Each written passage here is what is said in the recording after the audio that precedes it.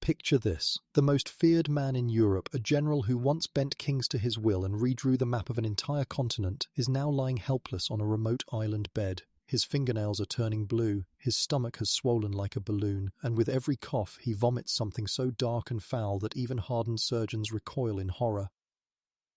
We're told Napoleon Bonaparte died quietly in exile, just another defeated ruler fading into history. But the truth? His final days were a grotesque mix of agony, madness, and medical torture. What his doctors did to him would be banned as inhumane today, and when they finally cut him open, what they found inside his body was so disturbing that even they refused to write the full details. This isn't the polished story of battles and glory. This is the part of Napoleon's life that history tried to bury, because it shows how even the mightiest conqueror can be reduced to something less than human. 6 years before his death, Napoleon was still terrifying Europe. From exile on Elba, he escaped with just 1,000 men, marched straight into France, and without firing a single shot reclaimed the throne. Soldiers sent to capture him instead threw down their weapons and bowed. That was his power, a man who didn't need an army to conquer, just his presence. But now, on the isolated rock of St. Helena, 2,000 miles from the nearest shore, that same man couldn't even lift a glass of water without trembling. The conqueror of Madrid, Vienna, and Moscow was reduced to a prisoner who needed servants to help him stand. The man who had once stared down cannon fire at point-blank range now winced in pain, just trying to swallow a piece of bread. His valet, Louis-Joseph Marchand, remembered how the once tireless emperor, who had worked 18-hour days and barely paused to eat, now spent entire afternoons submerged in a copper tub. The bull eater was scalding, hot enough to turn his skin bright red. 6 hours at a time, sometimes 8, Napoleon sat there gripping the sides with white knuckles, adding more boiling water whenever it cooled. His skin pruned and peeled, but it was the only way he could silence the fire tearing through his stomach. Outside that tub, even the simplest movement felt like knives twisting inside him. Witnesses described a cloying sweetness that clung to the air, the odor of flesh rotting from the inside. His tumor was beginning to die and decay while he was still alive. Servants burned incense, lit sulfur and sealed the windows to mask it, but nothing could erase the stench of living death. To see Napoleon then was to see a ghost already halfway into the grave. And yet, even as his body betrayed him, his mind clung to something that had defined him from the very beginning: control. Because as his flesh collapsed, Napoleon began dictating his final orders, not to armies, but to history itself. Even as the cancer hollowed him out, Napoleon refused to surrender the one thing disease couldn't touch: his ego. He summoned a priest and accepted last rites, not in fear, but with the same cold, matter-of-fact tone he once used to order cavalry charges. "I know I am dying," he admitted, as if commenting on the weather. But between prayers and spasms of agony, the emperor's mind turned to strategy. With what little strength remained, he dictated his will the way he once dictated battle orders: precise, commanding, calculated for maximum effect. Every sentence carried the sharp edge of a man who refused to let history forget him. One line shocked even his closest companions. Napoleon left money to the man who had once tried to assassinate the Duke of Wellington, his lifelong rival. Even on his deathbed, he was still firing symbolic shots at his enemies, still fighting wars that had been lost years before. To his followers, it was heartbreaking. To Napoleon, it was natural. The battlefield had moved from Europe to his sick room, and his legacy was now the only campaign that mattered. But while he obsessed over controlling the memory of his life, the British doctors hovering around his bed had other plans, and what they did next would turn his suffering into outright torture. If the cancer was killing Napoleon slowly, the doctors were determined to finish the job quickly. Medicine in 1821 was less science and more sanctioned cruelty, and Napoleon became their most famous experiment. When his bowels stopped moving, they didn't ease his pain. They prescribed calomel, 10 full grains of mercury chloride. Yes, mercury, a poison. The result was catastrophic. Within hours, he expelled black, tar-like waste so foul that even his closest aides recoiled. To the doctors, this wasn't horror, it was progress. So they gave him another dose. But that wasn't enough.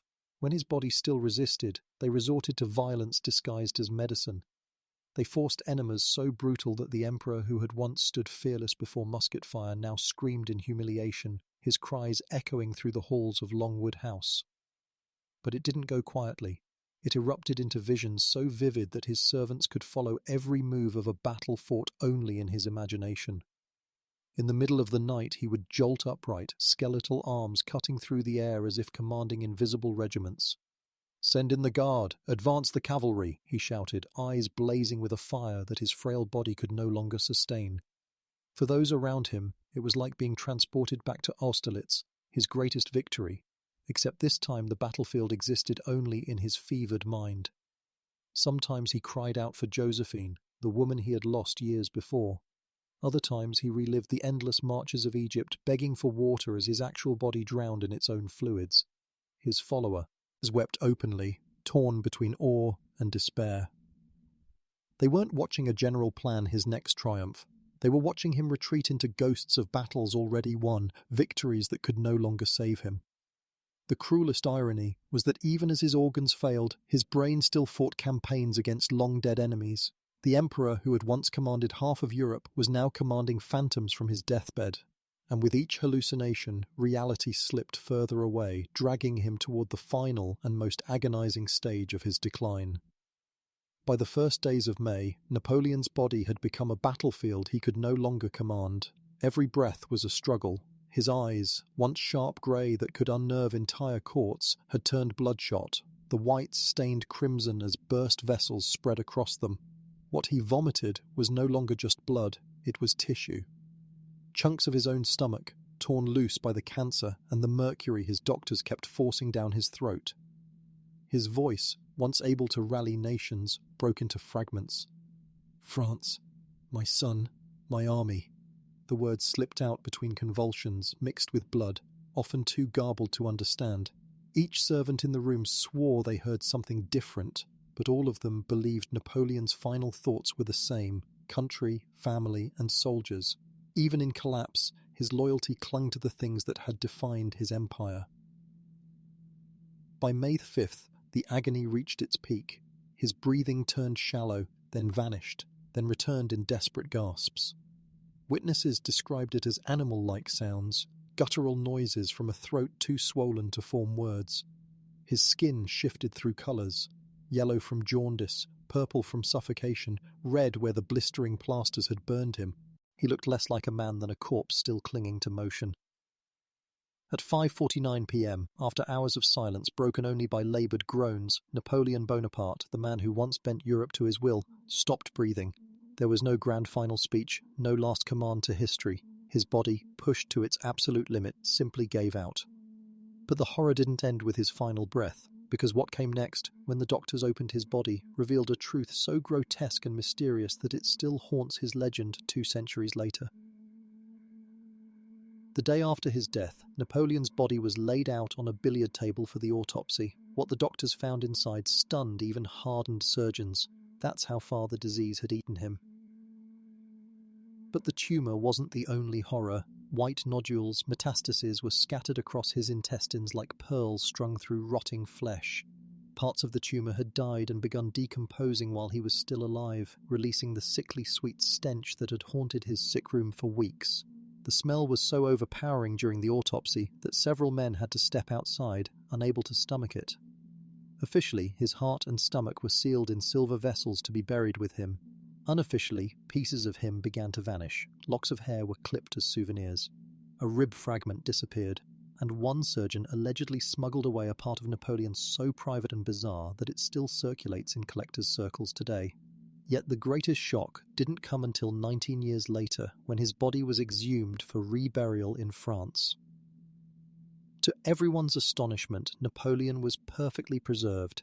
His skin was pale but intact, his features recognizable, his green uniform as fresh as the day he was buried. It looked as though he had been laid to rest only yesterday. How? Some claimed the arsenic found in his hair had acted as a natural preservative. Others whispered of secret embalming done in the night, and a few insisted it was something stranger, proof that even death itself couldn't fully claim him. Whatever the truth, one thing was undeniable. The emperor who once ruled half of Europe had left behind not just a legacy of conquest, but a corpse that defied explanation. And in the end, perhaps that's fitting. Napoleon's life had been filled with impossible victories and devastating defeats. His death was simply the final mystery. And so the emperor who once made Europe tremble ended not in glory, but in agony, vomiting blood, hallucinating lost battles, and begging for sugar water like a child. His armies were gone, his empire dismantled, and in the end, even his body betrayed him. Napoleon Bonaparte, the man who once redrew the map of Europe, discovered the same truth that claims kings and beggars alike. Death doesn't care about power. Today, tourists stand in awe at his massive red tomb in Paris, a monument built to honor a legend. But inside that sarcophagus lies a man who died piece by piece, whose final days were so grotesque that even his doctors struggled to watch. His legacy may be carved in stone, but the reality of his last hours is written in pain, humiliation, and decay. And that's the final twist of Napoleon's story. The conqueror who ruled nations could not conquer the cancer in his own gut. The iron will crumbled, the genius mind fractured, and the body rotted from within while it still breathed. If that ending shocks you, wait until you hear about another ruler whose death was even more disturbing. Because while Napoleon died in agony, England's most infamous king left behind a corpse so unstable that it literally exploded inside his coffin. That story makes Napoleon's end look almost merciful, and you'll want to see every detail.